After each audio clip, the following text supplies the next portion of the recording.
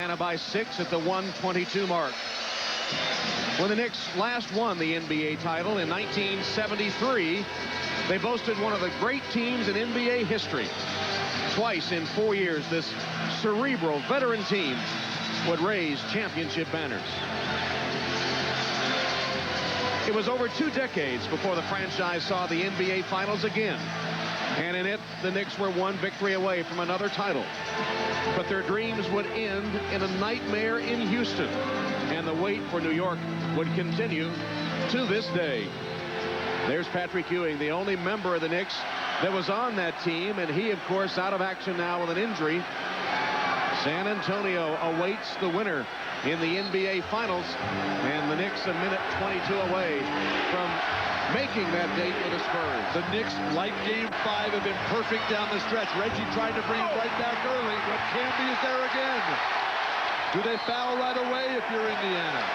Well, Indiana has got to get possession of the ball. So they got to gamble right here in the backcourt to try to make a steal on the ball, maybe get lucky, get the ball and get a play. Otherwise, they have got to foul just to keep the Knicks from using 24 seconds every single time. Dudley out of the ball game. Fine move by Van Gundy getting Kurt Thomas in, a better foul shooter than Dudley.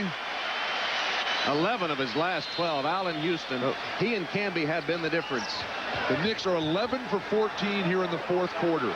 They scored on 10 of their final 11 possessions in Game 5. That's playing perfect basketball. That's closing them out. 10 seconds. Mike Mathis right on top of the call here. 10-second violation gives it back to Indiana with 1:03 on the clock. Breakdown mentally.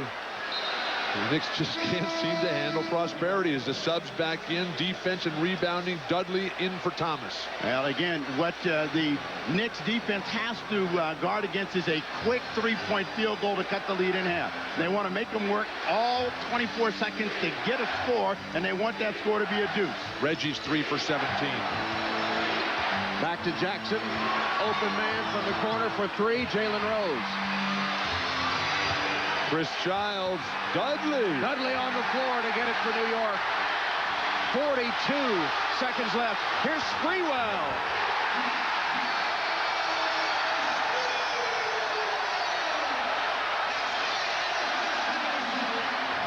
Jackson with a 3 for Indiana. It's a 5-point game. 30 seconds left. Indiana foul. That last play that ignited the fast break. Chris Dudley ran from 25 feet away and dove as Larry Bird looks on in just abject disappointment. That led to this fabulous drive. Sprewell just crossing over. No one on this team for the Indiana is stopping Latrell Sprewell on the way to the hoop. Indiana motivated by that.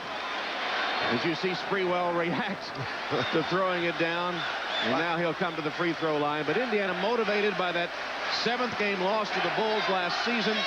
Really the only team that stayed together during the lockout, working out constantly. They were the favorites from the outset to step in and replace the Bulls with Michael Jordan retiring.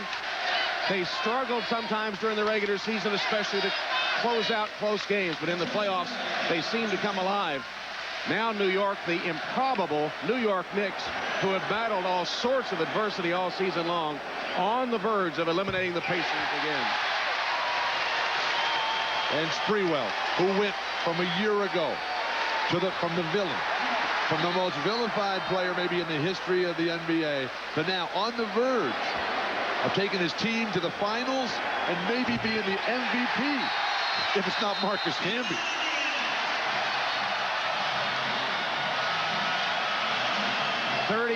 .8 seconds left. New York about to become the only 8th team to ever make the finals. Back after these messages from your local station.